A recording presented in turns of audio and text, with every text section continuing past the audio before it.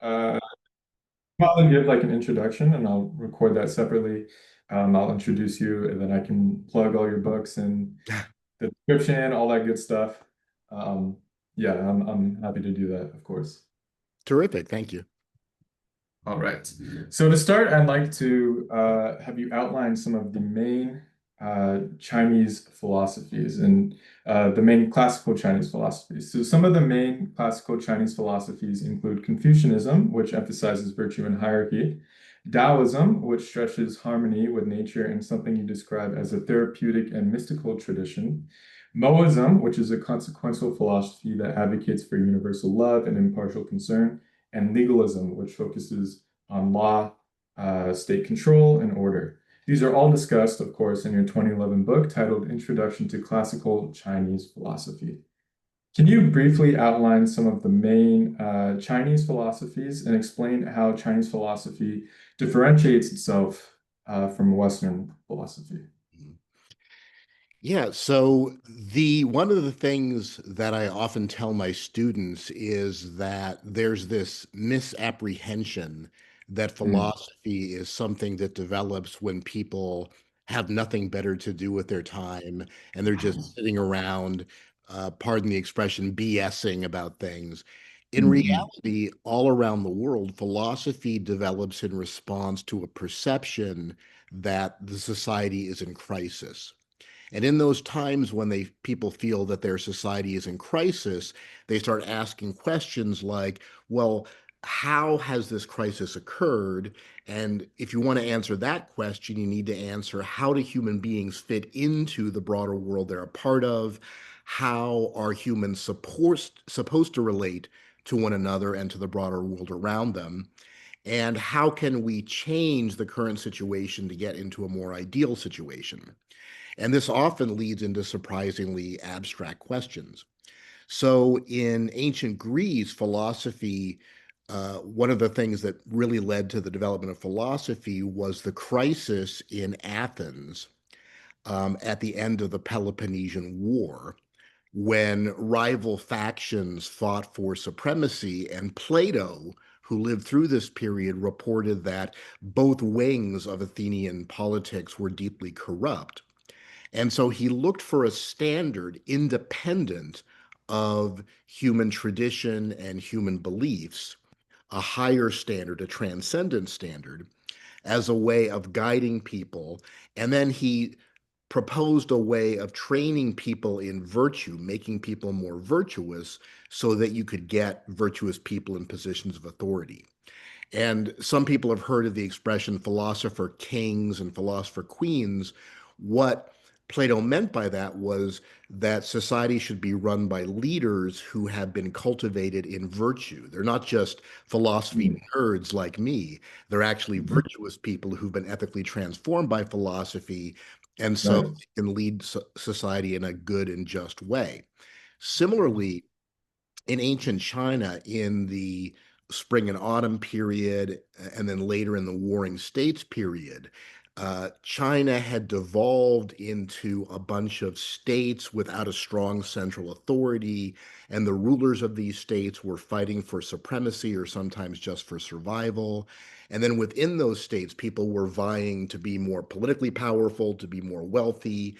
And so it was a really destructive conflict of everyone against everyone else. And this Mm, led to what's sometimes called the period of the 100 schools of thought, in which a variety of different masters, or we would say philosophers, offer mm, different conceptions of what's the right way to live, the Tao, and the right way to organize society, Tao, um, so that we could get out of this crisis.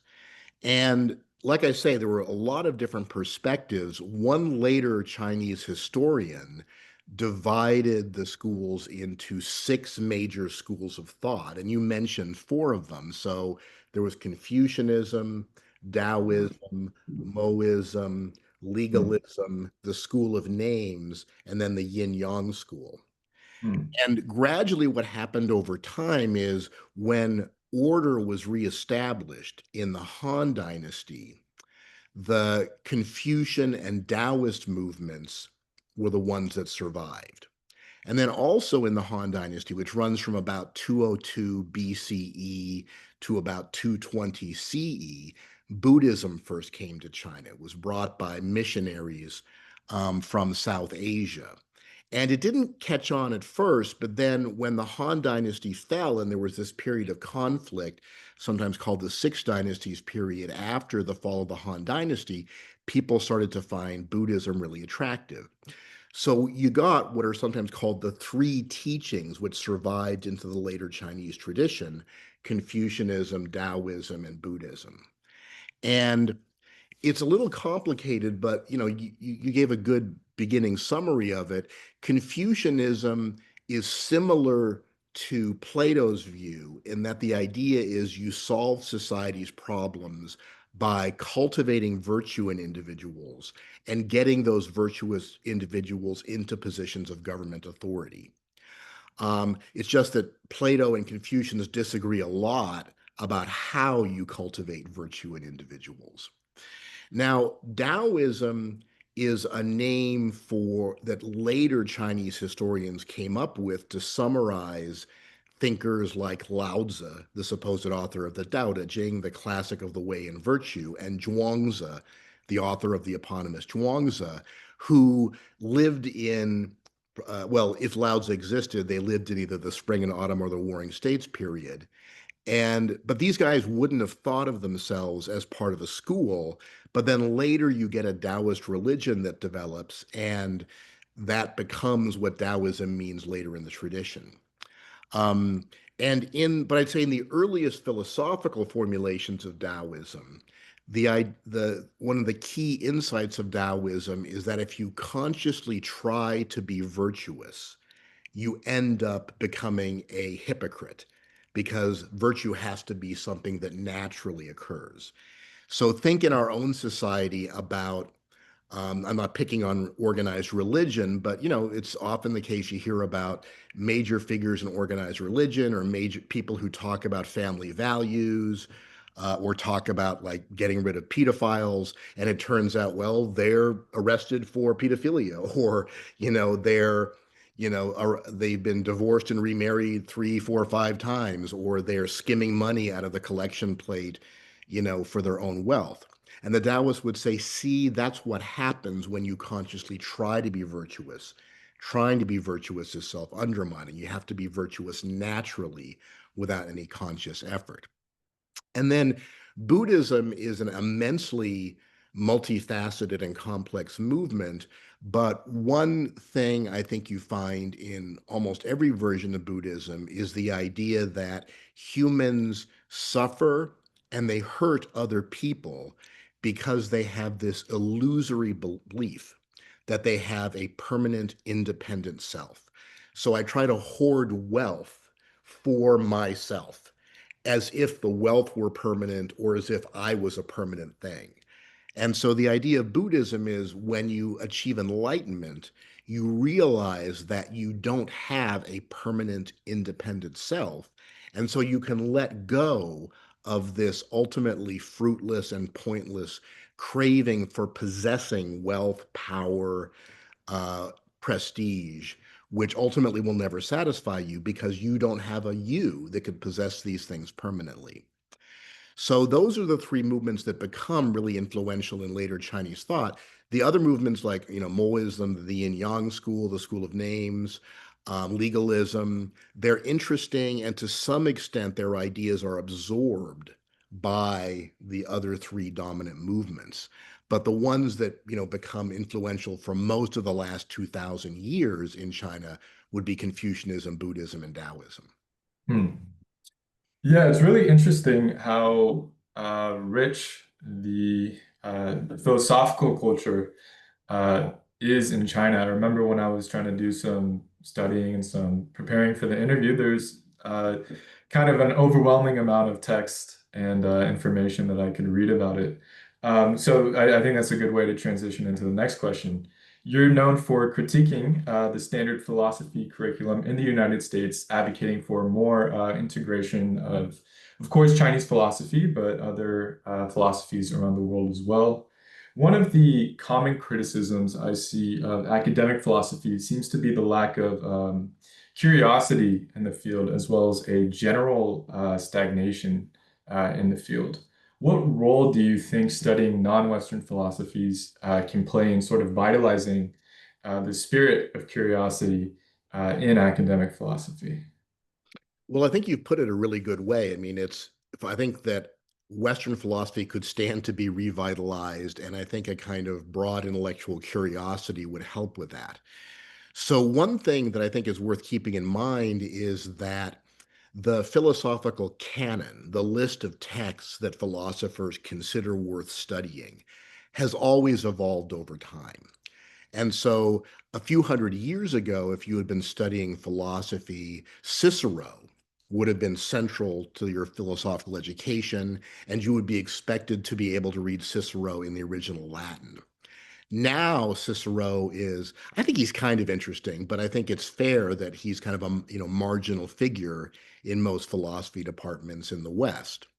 Also, one of my favorite stories in the history of philosophy is that there was this young upstart philosopher in Europe who wanted to introduce into the curriculum some non-canonical thinker that he thought was really interesting. And the mainstream philosophers in his university said, well, look, this guy is not part of the canon.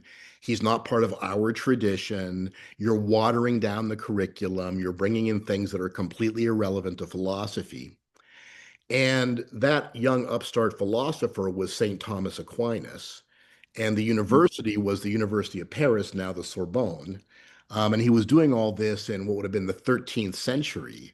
And the figure, the non-canonical thinker he wanted to bring back into the curriculum was Aristotle, Hmm. because when Aquinas was teaching in the European universities, Plato was considered acceptable, but most of Aristotle's works had been lost until they were reintroduced to Europe from the Islamic world.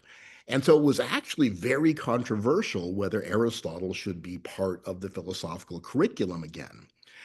So that just shows that the canon is always changing. So, why should we be interested in Chinese philosophy in particular, though? And one simple answer is because China is increasingly important in the world today. And the Right. next generation, yeah, exactly, of senators and Congress people, presidents, ambassadors, business people, just informed voters, it's useful to know about the systems of thought that inform Chinese worldview, just like it's useful to know about South Asian systems of thought as India becomes more important in the world today. So, one simple reason is just practicality. You need to learn about others to understand them better and to interact with them better. A Right. second Right. reason is there's just lots of interesting philosophy in East Asia. And in particular, I've given one of the talks I give, and there's a YouTube version of this, of my lecture on this, if people are curious, where I talk about the weakness of will in Chinese philosophy.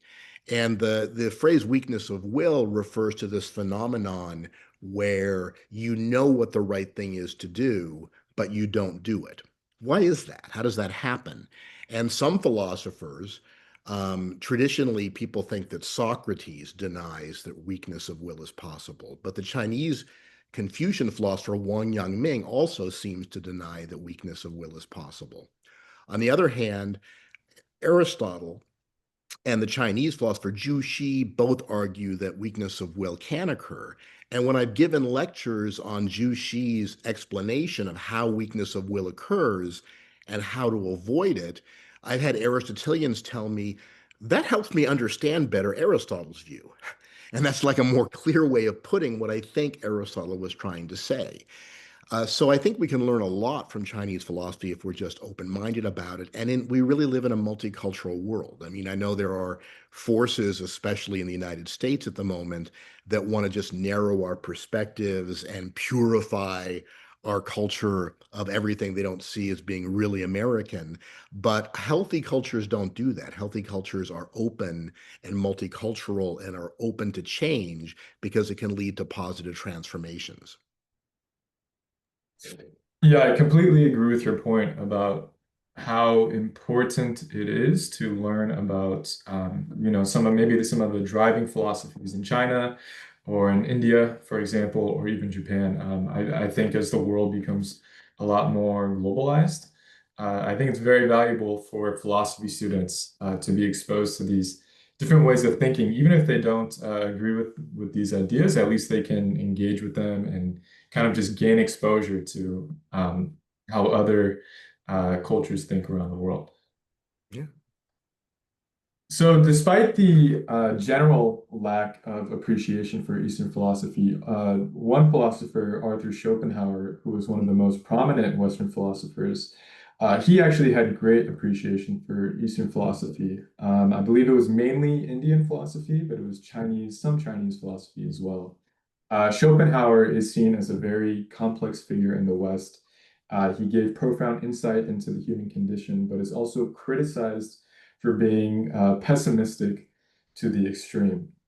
What do you think was the appeal of Eastern philosophy to a guy like Schopenhauer? What do you think he was getting from the East that he maybe wasn't getting from the West?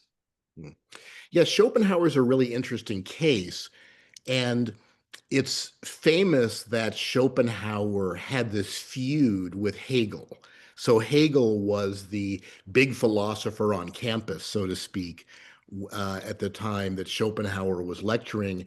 And I've read that Schopenhauer actually scheduled his lectures for the same time as Hegel's lectures, so that students would have to choose him or Hegel.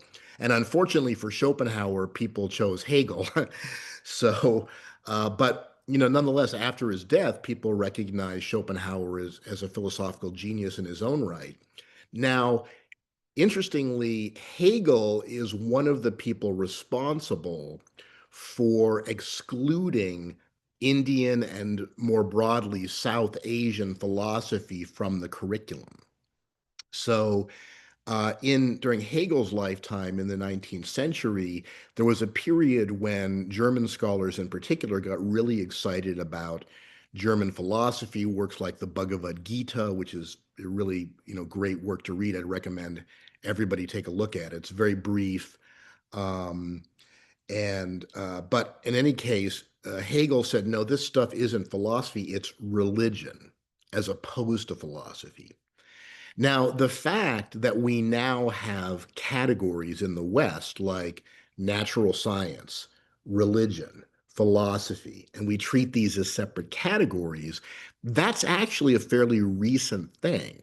This division of knowledge and activities only developed fairly recently in the West. And one of the reasons it developed was so that Western thinkers could dismiss a lot of non-Western philosophy as merely religion as opposed to philosophy. And Hegel was influential in getting Indian and more broadly South Asian philosophy classified as just religion as opposed to philosophy. And to this day, it's very hard to study Indian philosophy in philosophy departments. It's generally relegated to religious studies. Now, why is that bad? Well, there's nothing wrong with religious studies, but philosophers ask distinctive questions of texts and approach them with distinctive methodologies. And it's hard to get a training in Indian philosophy as philosophy and to study it as philosophy because of the influence of people like Hegel, who told us, well, it's just religion. So I wonder if part of Schopenhauer's attraction to Buddhism was, I mean, connected to his distaste for Hegel. It's like, well, Hegel says you shouldn't, take this seriously as philosophy, so I'm going to do it. But in terms of the content, again, there's different ways, just like there's different ways you can understand Christianity or Judaism or Islam, there are different ways you can understand Buddhism. But one way of understanding Buddhism is that life is suffering, and the suffering is caused by a craving for permanence, which is ultimately unsatisfiable. So we want to possess people we're in love with forever. We want our love to last forever. We want to possess wealth that will last forever. But again, we're transient. The things we want are transient. So this quest is doomed to failure. So humans suffer. So the only way to escape the suffering is to let go of that craving, that unsatisfiable craving for permanence. And again, I'm not a Schopenhauer expert, but my understanding is that Schopenhauer thinks agrees that a lot of suffering in the world is because humans have this will. His classic book is The World is Will and Representation, or The World is Will and Idea. And so there's this driving force, this craving, this will that humans have that leads to suffering. And so he thought, the Buddhists are ultimately right. We have to let go of this, craving, which is ultimately unsatisfiable. So I think he did genuinely see a kindred spirit in one way of understanding the Buddhist tradition, but I think he might also have been influenced by his just general dislike of Hegel. And so, well, if Hegel says it's not philosophy, I'm going to treat it as philosophy. Yeah, maybe. You might be right about that. Um, so do you see some ways that Eastern thought has maybe integrated itself into Western philosophy without maybe being explicitly given credited for it, for example? If yes, can you give some examples or note maybe some similarities in thinking that could have possibly been extracted from the East, but maybe not, explicitly said that, I got these ideas from India or China, for example? Sure. I think the most clear example is yin and yang are almost English words now. I mean, they've been adopted from Chinese, but even The Simpsons.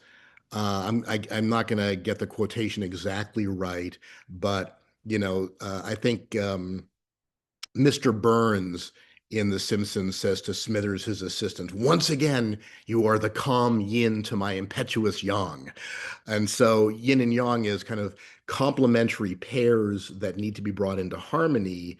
And the taiji, to the symbol of the great ultimate, the circle with the black and white divisions in it, these have become almost part of ordinary Western thought. There are some, more subtle examples, although a little harder to document. Adam Smith, who's one of the great, is probably most famous for writing The Wealth of Nations, the great defense of the value of free markets. Although, just like a side note, anyone who's actually read Adam Smith knows that he very carefully says you don't want to let businessmen run your country because their interests are not the same as the interests of the common people. And Adam Smith also says tariffs are a terrible idea. He says they never work. So good side point to know. But anyway, Adam Smith is famous as the great theoretician of free markets. Um, he was close friends with David Hume, who is one of the great, Western empiricist philosophers. And both of them, in their ethical philosophy, Adam Smith actually wrote on ethics, as did Hume, emphasized compassion. And the great Confucian philosopher Mengzi makes compassion central to his philosophy. And some people have argued it's possible that both Hume and Smith learned about Confucian philosophy emphasizing compassion, and this influenced their own view on compassion. I haven't studied that really carefully, but there's some evidence that might be true. Even more of a stretch, but still kind of intriguing, people have pointed out that David Hume's view of the self is surprisingly similar to the Buddhist view. Famously in Western philosophy, Rene Descartes, who in many ways founds modern Western philosophy, says, well, you can introspect and know that you have a self, and that self has to be a persistent thing because nothing else would make any sense rationally. Hume comes along and says, well, when I introspect, all I see are transient, ideas, um, impressions, ideas, and, passions of various kinds. I don't see a self. Now, this notion that you just have transient, impressions, ideas, and passions seems a lot like the Theravadan Buddhist idea that you just have these transient states, but there's no self that's the owner of those states. And sometimes people think, well, this is just an interesting philosophical coincidence. But people have argued it's possible that Hume learned about Buddhist ideas from his wide reading, including in Jesuit sources, which may have reported the Buddhist idea, and that this may have inspired him to come up with this. But then Hume's ethics are very different from Buddhist ethics because Buddhism says, well, you have to come realize you don't have a self, and this will free you in a certain way. But Hume says, yeah, you don't have a self, but the fact is you're going to go for a walk in your garden, you're going to play some backgammon, you're going to chat with friends, and you'll return to your ordinary ways of thinking. And so Hume seems to think even though you don't have a self, that's not going to radically transform your ethics because the force of habit will always drag you back. And the Buddhists will admit that it's hard to overcome this tendency to believe in an illusory self, but they think you can do it through meditation and various other spiritual exercises. But they'd be the first to admit it's really hard to do. But Hume says, nah, no one's going to be able to do that. Thank you very much. So to move on to talking more specifically about two classical Chinese philosophies. So Mohism and Confucianism are fundamentally very different. And this fundamental difference you see in their philosophical approach to society and governance. Mohism seems to like a strong top-down approach with a strong emphasis on meritocracy in governance and as well as impartial benefit. If I remember correctly from your book, the idea of democracy was completely rejected by Maoists. And Confucianism also seems to like this top-down approach, but seems to have a more emphasis on tradition, familial hierarchy, and what they see as virtue and moral cultivation. My understanding is that Maoists and Confucius were often at odds about a lot of different things. When you look at modern politics in China today, which of these two philosophies do you think has won out in how politics and governance is done in China? Well, you raised a lot of good questions. It's true that Moism, named after its founder, Mozi, is the first systematic movement critical of Confucianism that we know of or that survives in the Chinese tradition. And both Moism and Confucianism are what we might describe as paternalistic. That is to say, government is for the well-being of the common people. And both of them agree that the most talented people should be put into positions of authority, not just people who happen to be friends of the ruler or happen to be children of aristocrats. So the Mohists and the Confucians agree that government should be of the people and for the people, in Lincoln's famous phrase, but they don't agree it should be by the people because they think, well, the common people are ignorant. They don't know what's good for them. And it's worth remembering that democracy is especially as applied to nation states, is a very recent experiment in human history.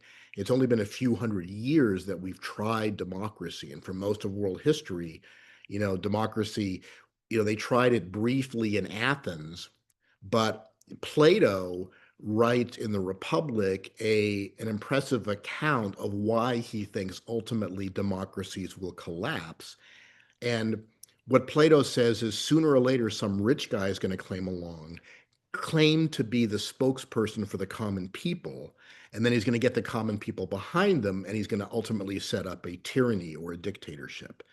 And many people, including Sean Illing is another journalist, he's written on this, point out that Plato's account of how democracies collapse is frighteningly similar to what we've seen happen in the US under Trump. So, and I'm not the first person to point this out. Um, so it'll be interesting to see whether democracy survives in the long run.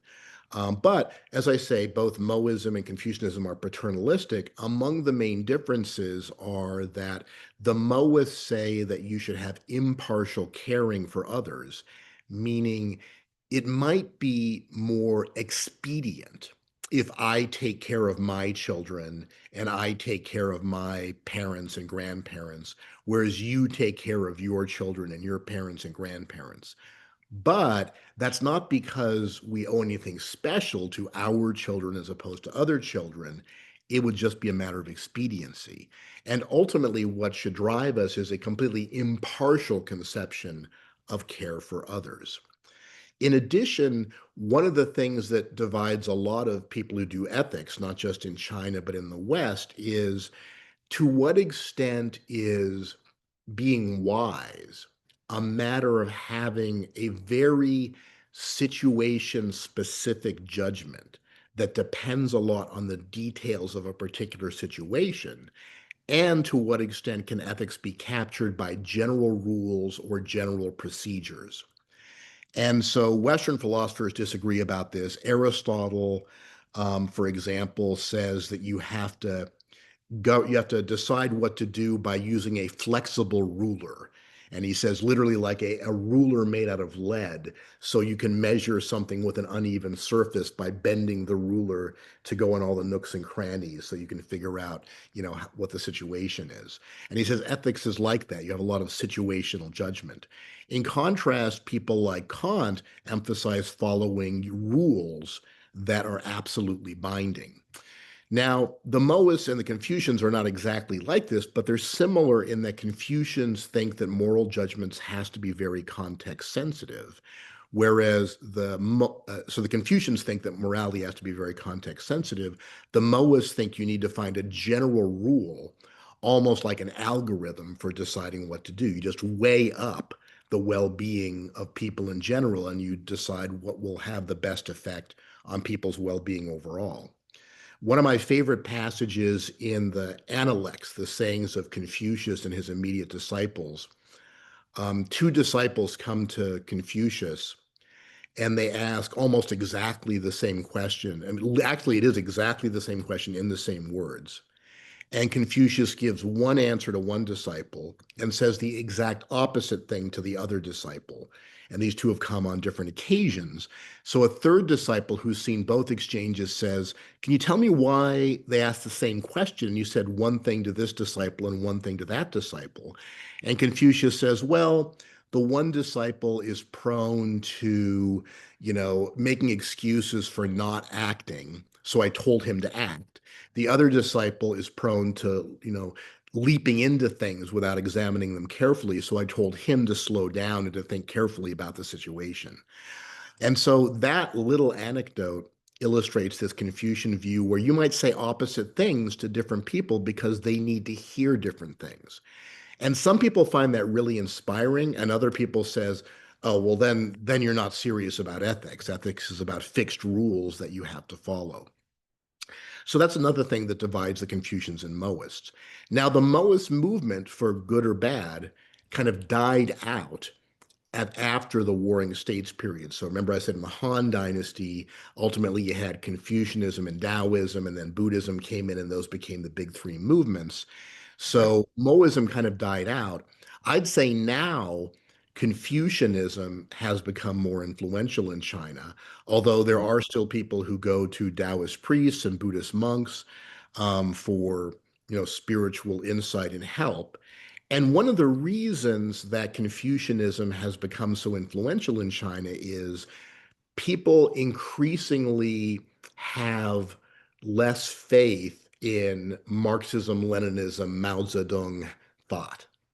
Mhm. I don't want to say that people have completely given up on it, but I'd say that for people who do believe in Marxism, it's kind of the way, and I don't want to, yeah, I'm not trying to put down mainstream religion in the US, but it's the way some people believe in Christianity.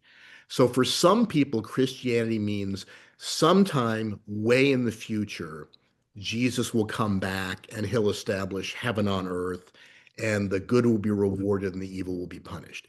That's some way in the future. So it doesn't have a lot to do with what I do now.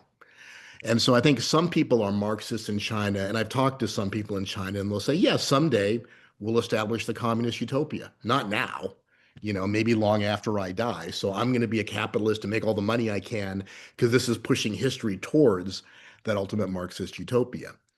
But a lot of other people are just, yeah, sure, I'm a communist, whatever. They don't really take it seriously. So one of the interesting things Xi Jinping, the current paramount leader of China, did was to endorse Confucianism because it gives people something they can believe in that is natively Chinese and is politically paternalistic rather than democratic.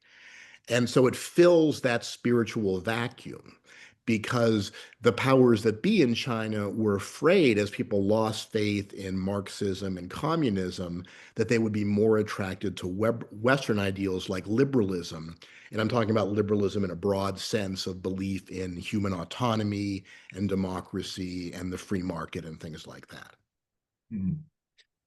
Can you sort of expand a little bit more on the relationship between classical Chinese philosophy and modern politics? Do you think it has uh, a big influence on not only how politics is done domestically, but how China maybe interacts with the rest of the world? Or do you think these ancient philosophies are just so far removed with how China operates today? One thing I often tell my students is there are two extremes you want to avoid. And one extreme you want to avoid is a kind of dualistic methodology where, to borrow a phrase from Rudyard Kipling, the East is East and the West is West, and never the twain shall meet. So you just like, well, everybody, all, what would it be, 2.7 billion people in East Asian, more than same number of people in the West. The West all think like this, and the people in the East all think like this. On the face of it, when you think about it, you know that can't be true. Right, So right, of course. so you want to avoid over essentializing or stereotyping like that. On the Mhm. other hand, you can identify trends Right, right. might be more dominant in one part of the world than the other. So I'd say that a kind of radical individualism where people think that we're kind of atomic individuals who are distinct from one another and in competition for finite resources, that kind of view is more popular in the modern West, especially since Thomas Hobbes. It's Mhm. not a view that Plato or Aristotle could have taken seriously. But in the modern West, thinkers like Thomas Hobbes, this notion that we start out in a situation of a war of all against all in the brutal state of nature, and then kill each other. That's the only reason for justifying government authority. That is more plausible, I think, to people in the West. Whereas the notion that you're intrinsically part of a community and that you are born with obligations to others, but also have reasonable expectations from the aid of others, is a more common view in East Asia. Now, ironically, that East Asian view has a lot in common with the Aristotelian view. Aristotle, probably the most famous thing Aristotle ever said is that humans are by nature communal animals. That's often translated man is by nature a political animal. But I read Greek, and in the original Greek, a better translation would be humans are by nature communal animals.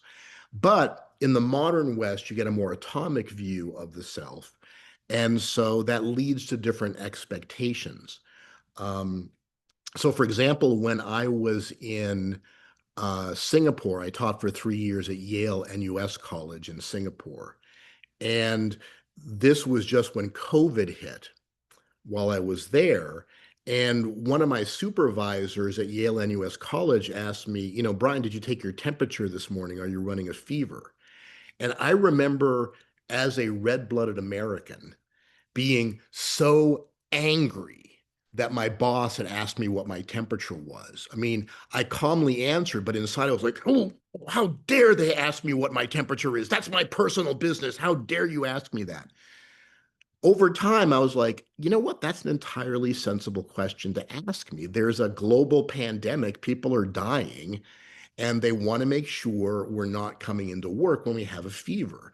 And so the college distributed thermometers to everybody and asked that you take your temperature and then take a time-stamped photo of your temperature and send it to your supervisor.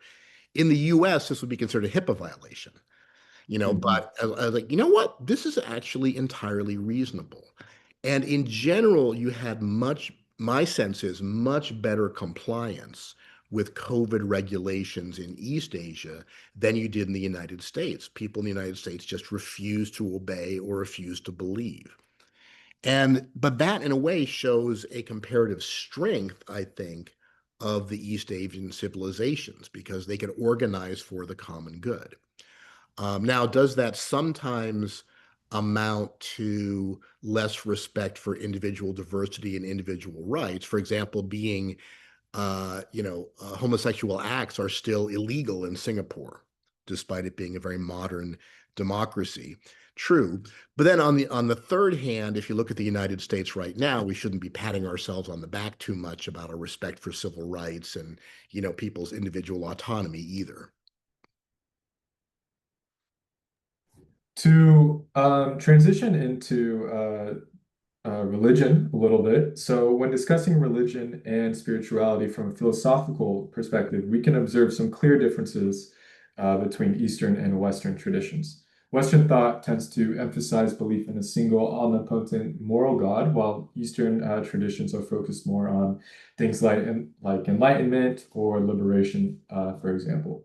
I'm certainly no expert on religion, but I think it's clear that there are some fundamental differences, some differences that I think you pointed out as well. How would you outline some of the differences and similarities in religion, specifically between Buddhism and Hinduism, in contrast to Christianity? Mhm. Well, one of the slogans I like comes from one of my teachers at Stanford, Lee H. Yearley. And Yearley said that what we look for in comparative thought are similarities in differences and differences in similarities. What does that slogan mean?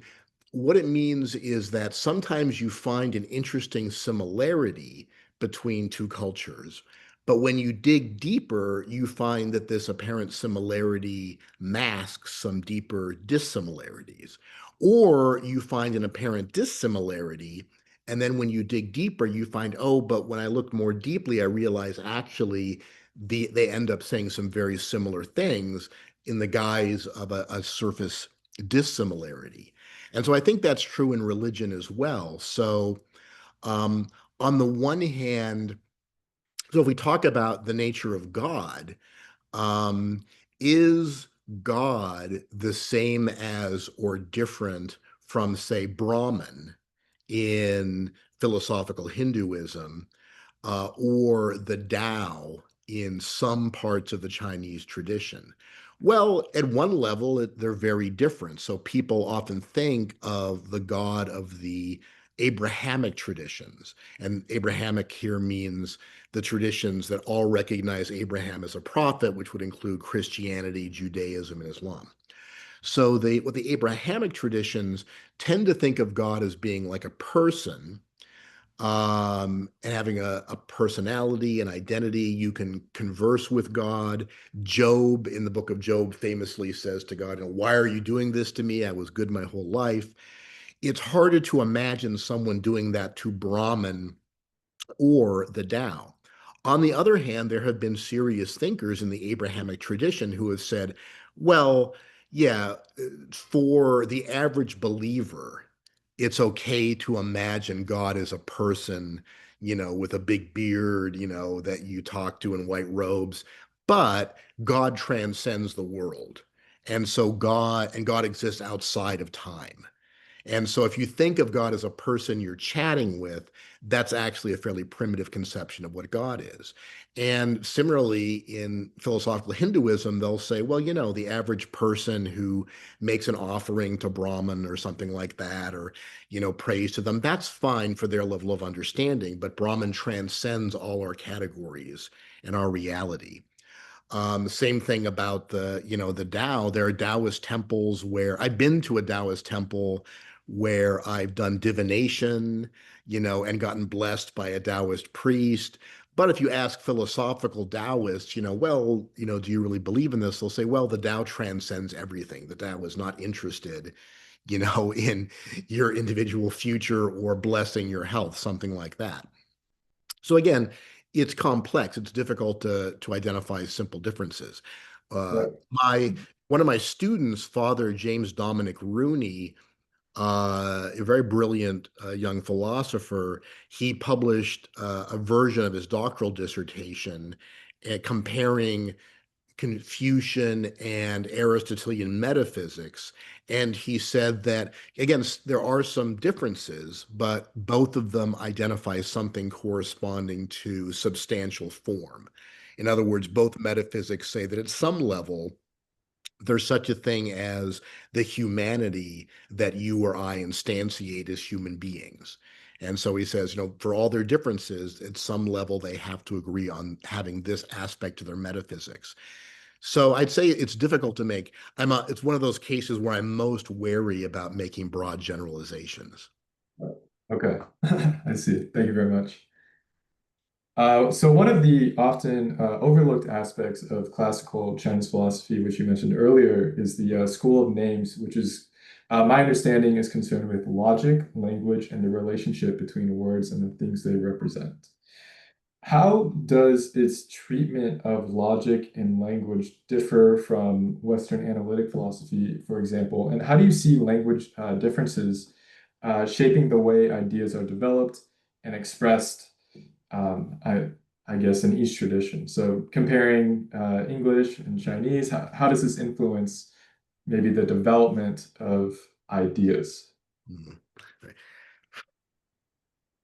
Sorry, pardon me for blowing my nose there. Um, No worries, no worries. yeah. So the School of Names is really intriguing. I mean, again, the label School of Names, like the label Taoist, was developed in the Han Dynasty by Chinese historians to categorize early thinkers. And in the case of Taoism, Taoism actually develops into a religious movement in the Han Dynasty. So the term refers to something specific. The School of Names is just kind of a helpful label for thinkers who are interested in philosophy of language and issues like that. But I think they were important in a certain way. So in the West, Aristotle invents formal logic. And it's seldom that you can say about any one thinker, like, oh, they invented this whole discipline. Aristotle did. He invented formal logic as we know it. So, and in particular, he invented what we call predicate logic. The Stoics later developed sentential logic. But so statements like, well, look, all humans are mortal. Socrates is a human, therefore Socrates is mortal. The fact that this syllogism is uh, deductively valid and sound, these are ideas that Aristotle just comes up with, and then logic becomes a part of the philosophical curriculum for the next 2,300 years. Now in China, this with the School of Names, there's a lot of debate about what the School of Names was trying to do. And I've actually changed my own mind about this in the last few years. So the School of Names is sometimes loosely referred to as the Chinese sophists or Chinese sophists. And who were the sophists or sophists in the West? Uh, the sophists were philosophers in ancient Greece that Plato was very critical of. But it seems clear that some sophists were just teachers of rhetoric who would defend anything, and they just didn't care what the truth was. So others, but it's also true there are other sophists who seem like they had serious philosophical concerns, but it was just that Plato didn't like them. And so when we say in English now, like, oh, he's just a sophist, or that's a sophistical argument, that's the influence of Plato saying, well, those guys were bad guys. They didn't argue seriously. They just were playing intellectual games. So the reason I bring that up is for the Chinese School of Names, there's a similar disagreement. Were the Chinese School of Names or the Chinese sophists, were they serious philosophers or were they just playing games? So one of the most famous surviving works by the School of Names is On the White Horse, where a philosopher, Gong Sun Lung, argues that white horses are not horses. And so, and again, you might say, well, this is just a game, it's just a sophistry. But We just revised readings in classical Chinese philosophy. It's now in its third edition. And PJ Ivanhoe and I edited it and contributed to it. And we expanded the section on the School of Names. And one of the things I became convinced of is that the School of Names actually is making a serious philosophical point. And the philosophical point they're trying to make, I think, is that there's no way to fix the reference of terms outside of language. And so as a result, language is always ambiguous. And this is a conclusion that Western philosophers, or at least some Western philosophers like Ludwig Wittgenstein and Willard Van Orman Quine, arrived at millennia later. Mm. That, if you try to fix the reference of a term, Quine gives this famous example where he says, suppose you're an anthropologist and you meet a culture that's never encountered other humans before, and their language is not related to any known language. And you see a rabbit scurry by, and the native points to it and goes, Gavagai. And so he says, well, what does Gavagai refer to? And Quine says, well, of course, the sensible thing to write in your notebook is rabbit, but you don't really know they pointed to a rabbit. Maybe they pointed to an animal, or maybe if it's a white rabbit, they pointed to the color white, or maybe they pointed to lunch, or food, or more, flippantly, Quine says maybe they pointed to undetached rabbit parts, or a slice of a space-time rabbit worm in Minkowski space, something like that. And you might say, yeah, but once you learn the language, then you can ask them, hey, when you say Gavagai, do you mean this or this? But to do that, you're taking for granted the structure of the language. So there's a limit to how much you can clarify what you're referring to, because outside of language, you can't be clear. And inside of language, you have to take the referential apparatus of the language for granted. So there's a limit to how much you can quantify this. And also at least some thinkers in this period, like the later Moists, we talked about the Moists tried to respond to the School of Names, but in a way they made the situation worse because they considered examples like this. Um, Susan loves her brother. Susan's brother is a handsome man. Therefore, Susan loves a handsome man. That looks like it's a valid, reasoning. But the Moist pointed out, well, but if I say, oh, you know what, Susan loves a handsome man, we think what that means is she's in love with a hot guy. But what it means in this context is, well, she loves her brother like you're supposed to love your brother. And so this, I think, led people in China to not be interested in deductive reasoning because they saw there's no way to fix the reference of terms unambiguously and know whether you have a genuine valid deduction or not. And Mm. when I was in graduate school, one of the things that philosophers of language were very interested in were what they called opaque contexts, which is a technical term for a situation in which you cannot substitute co-referential terms and preserve the truth of the sentence. And so that was exactly the kind of thing that they were talking about in philosophy of language, in China 2000, more than 2000 years ago. So I think that what the School of Names ultimately led to in China was a recognition that you have to use language flexibly and you can't expect to write out unambiguously what you're trying to say in ethics or in anything else. You just have to be very flexible about it. Thank you very much for your answer. That's very interesting. Mhm. So you are someone who loves poker and has even participated in the World Series of Poker. So I think the topic of games and their philosophical implications is really interesting. So for example, Go is kind of a niche board game in the United States, but it's much more popular in East Asia, China, Japan, and Korea, while chess, in contrast, is, of course, much more popular in the West. Similarly, poker is much more popular in the United States than in China, and mahjong holds a much more central place culturally. When you look at the kinds of games that are played in East Asia compared to those in the West, what do you think that says about the philosophical differences between the West and the East? Yeah, I think that one of the reasons we see a lot more interest at the moment in, say, poker in the West than, for example, in China is that in most parts of China, you can't legally play poker. Whereas, Mm, I'm here in the villages in Florida, 20 minutes away from where I live, there's a poker room if I want to play poker. When I live in New York, an hour away from my home is a poker room. So there are a lot of opportunities to play it. But one of a poker player I really admire, one of the old school greats of poker is Barry Greenstein. And he's very articulate and intelligent guy, just in general, in addition to being a great poker player.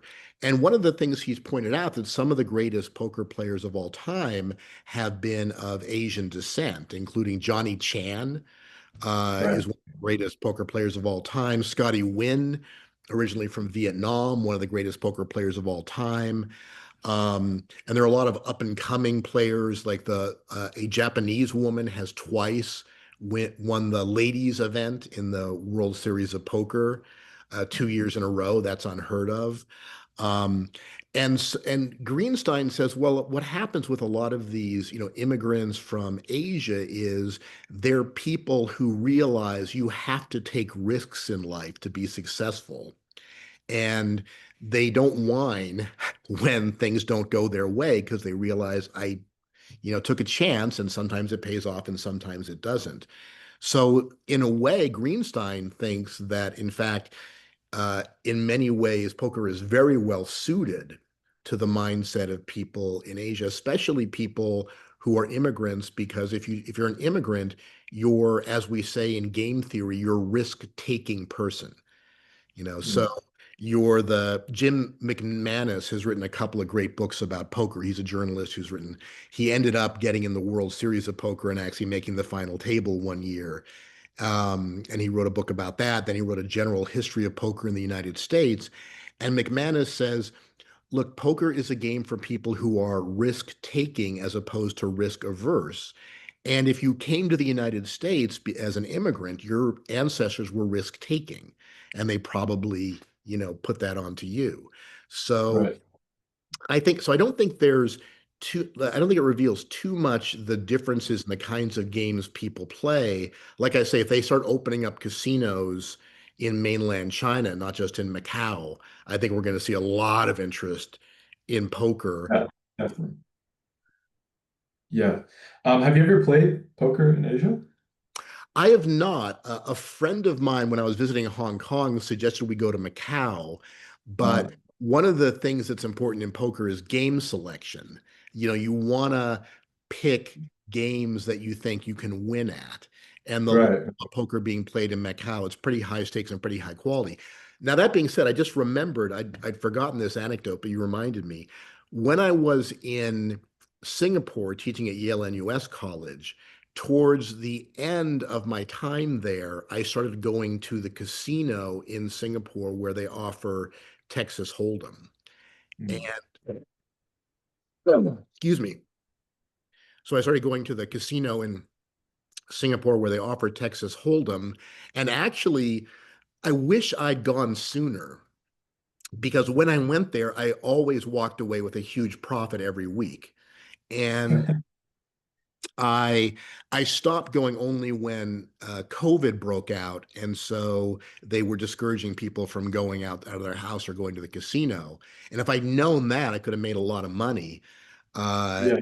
you know, but that was more, I think, just the fact that they discourage Singaporeans from going to the casino. They have to give a special fee to enter the casino. So generally only tourists enter this casino, and they're transient tourists. They're not very good at poker. So I could beat them on average very easily, and I was making a lot of money every time I went. So, but that's Yeah, one experience I had. And I wish, again, going back, I wish I'd known. I would have been going every weekend, and I would have made a lot more money. absolutely. Yeah. I think here in Japan, there have been some discussions about maybe opening a casino in Osaka, for example. I'm sure it'd be a pretty big hit, but they have pretty strict gambling laws here. So it might, if they do it, it might only be available to foreigners, for example, to keep Japanese people from gambling. But it's kind of ironic because pachinko is so popular here. They make a lot of money doing that. Um, Yeah, and you can correct me if I'm wrong, but my understanding is there's kind of a complicated system with pachinko where they can represent that you're not actually gambling. And when you win, they give you something like a teddy bear, and then you take the teddy bear somewhere else and you exchange the teddy bear for cash. Did I make that up, or was that a myth that I learned online? no, you're pretty on point. So they don't give you a teddy bear. But I guess there's like a tax, or not a tax loophole, but a legal loophole where they give you almost like chips, kind of, or like little blocks, and then you take it to I see. like a vendor and you exchange it for cash. So I guess that's the legal loophole that allows them to exist. And again, this ties into, like I say, you don't want a dualistic picture of East and West, but I think because there's more of a sense of the well-being of the community that people take seriously in East Asia, their attitude Right, is, well, what's the benefit of allowing people to gamble? Most people are going to lose money on this. right. Whereas I think in the West, the attitude is, well, you're a free agent. If you want to lose your money by going to a casino, that's on you. Mhm. And then of course some people are getting really rich off of it. So, and those people are influential. So we allow there to be big casinos in the US, even though we know on average people are losing a lot of money at these activities. Right. Thank you very much. So on to some of the final questions. So what do you think are the most common misconceptions Americans or people in the West in general have about China? Yeah, I think there's a danger right now in that many people are trying to represent China as inevitably coming into conflict with the United States. So, you've probably heard of the Thucydides trap.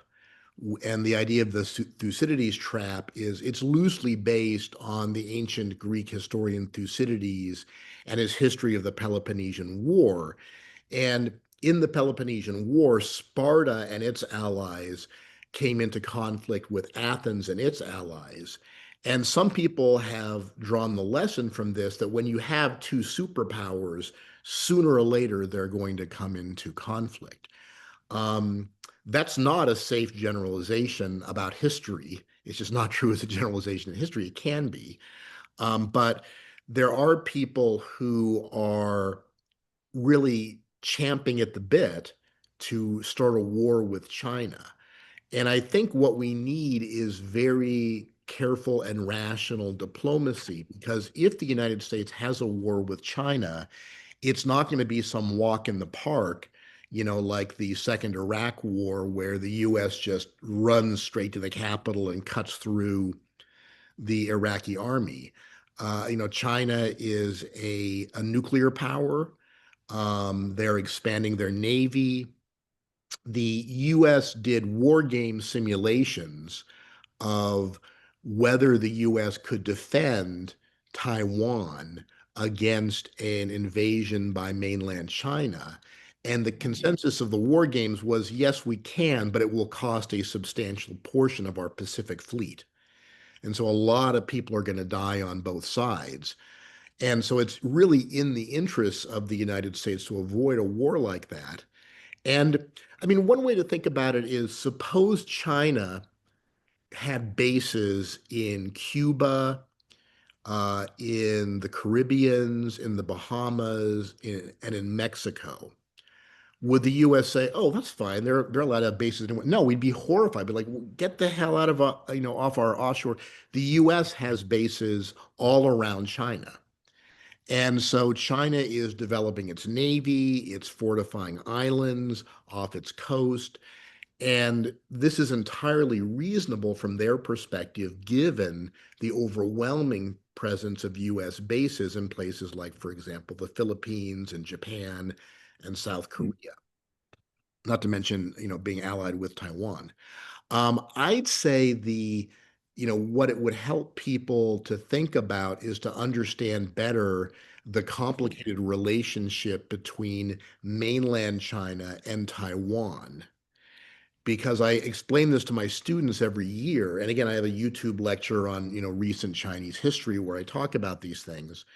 Um, at the end of World War II, the Chinese Civil War started up again. They had paused the communists fighting the nationalists in the Civil War. They paused when Japan invaded China.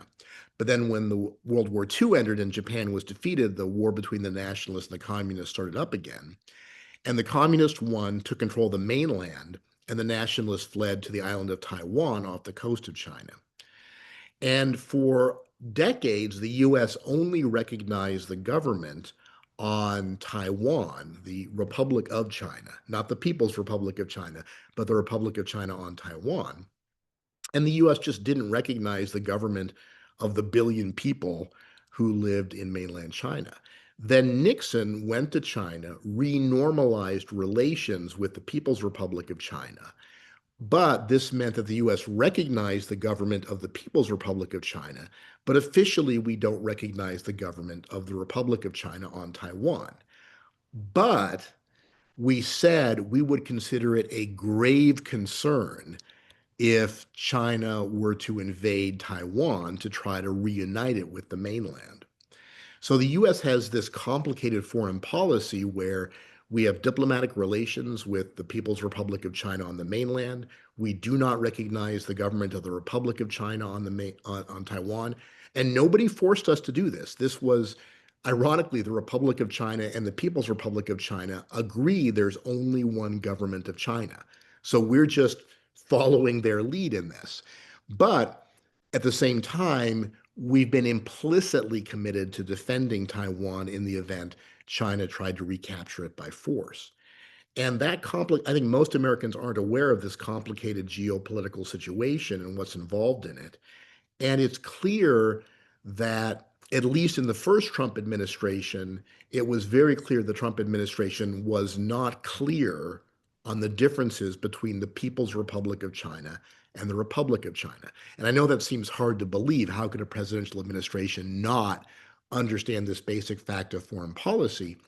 But some of the statements issued by the Trump administration made clear they didn't know there was a difference.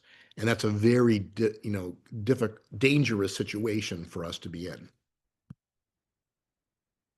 To build off that a little bit, so I'm curious, how much of do you think the United States willingness or incentive to defend Taiwan, for example, has to do with semiconductors? Yeah, there's certainly economic factors involved, definitely.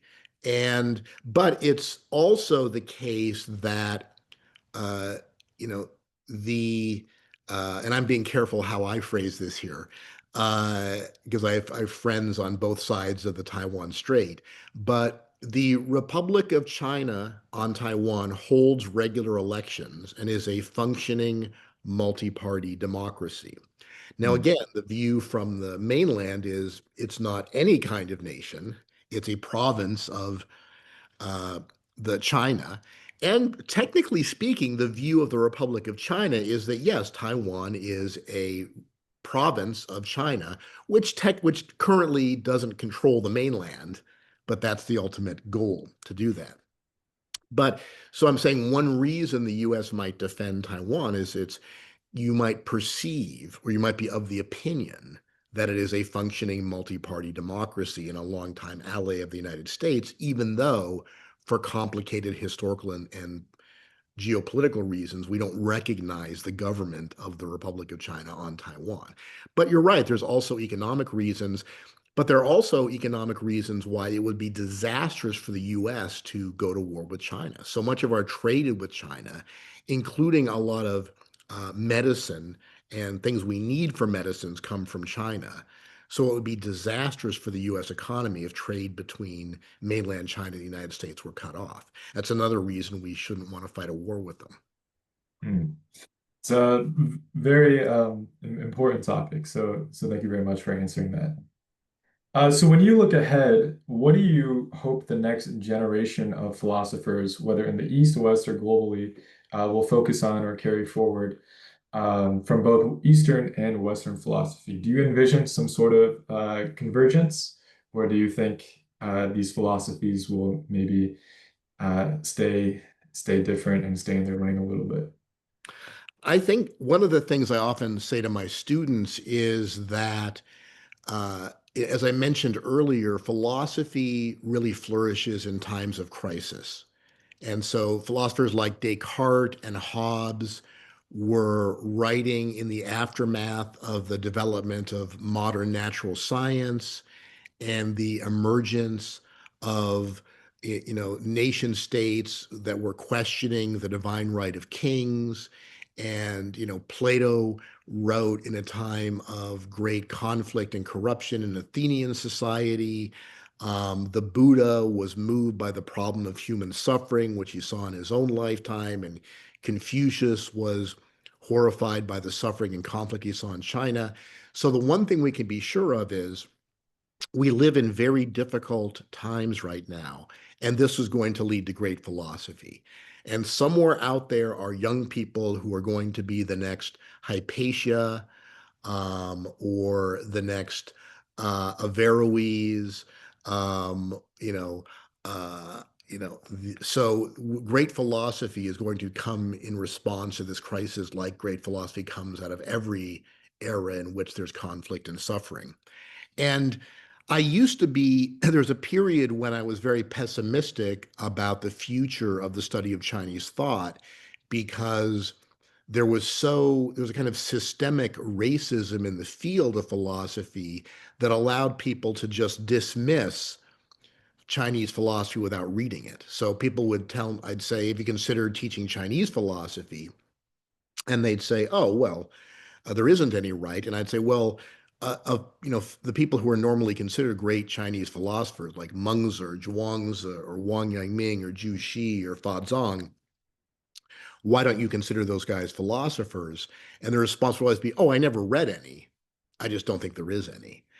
And so that was pretty depressing. But in the last decade or so, I've seen a new openness to philosophy outside the Anglo-European mainstream. So people are increasingly interested in incorporating into their courses works by great philosophers in the Chinese tradition. So I believe that in the future, we're going to see a kind of really fascinating synthesis of East Asian and Anglo-European philosophy. And it could be as transformative as the synthesis that Thomas Aquinas achieved in the Middle Ages by synthesizing Aristotelian thought with Platonized Christianity.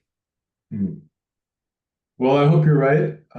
I think that would be very, very interesting. So I agree with you on that. So for the last question, for those interested in Eastern philosophy, what texts, conversations, or further studying would you recommend? Either written by yourself, translated by yourself, or maybe some other works. Yeah. Well, thanks. I mean, I think is a good starter on some of the issues that we've talked about today. And at the risk of being self-promoting, I'd recommend my book, Taking Back Philosophy, A Multicultural Manifesto by Bryan W. Van Norden. And I've also got a website though, bryanvannorden.com. So BRYANVANNORDEN.com. And on that website, I've got links to a bibliography of works, mostly in English, on Chinese and comparative philosophy. I've got a link to my YouTube channel where I have a series of lectures on Chinese philosophy from Confucius up through Xi Jinping. I've got links to, various, books and talks that you can learn about Chinese philosophy. So then I think maybe that's a good resource. My own work is included there, but my bibliography also includes references to works by many other scholars. Well, I think that's a great way to end the interview. Thank you, Brian. Thank you very much for answering all these questions, and I hope the audience certainly enjoys the conversation. Thank you. I enjoyed it too. All right. Thank you very much. So I'll wait until you're ready to close. I want to make sure that if there's anything you have to do to download the recording or anything, I'll let you do that. Okay, let's see. Yeah, I've never recorded. Uh, so it says this meeting is being recorded. Okay, I guess maybe I stopped the recording. Yes, let's try that. Uh, yeah, let's see. Have you ever had someone like record as a guest? Yes, and so what happened one time when we did this is I had to send the file to the person who had recorded me because it decided to save it on my machine. So I've got a button that allows me to stop recording in the upper right. Oh, okay. Yeah, I think. Like me to hit that? Yeah, yeah. Okay, I'm going to stop this. Okay, after stopping, you'll receive an email notification when the cloud recording is ready. Okay,